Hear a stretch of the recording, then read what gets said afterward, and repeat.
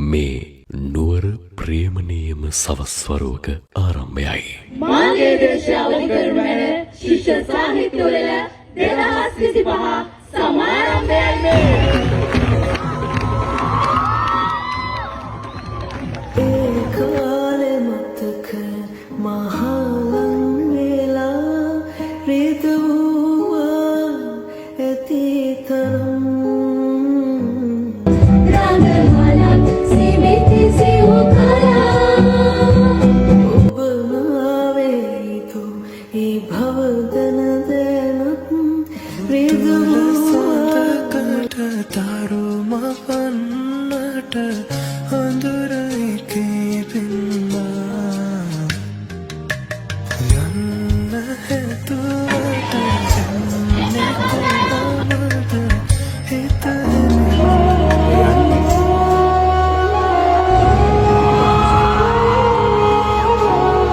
මටත් මා අහිමිව යනු ඇතැයි සිතූ කටුකම කාර්තුවලදී පවා මාසල සිටගත් ප්‍රේමණීය මිනිසුනි, පමාවී හෝ වසන්තය නොආවත් ඒ කටුකම කාර්තුවේ ඔබ ඉදිරි කළ ප්‍රේමණීය මතකයන් මනුෂ්‍යත්වයේ නාමයෙන් හැමදාමත් සුවඳ දෙනු ඇත.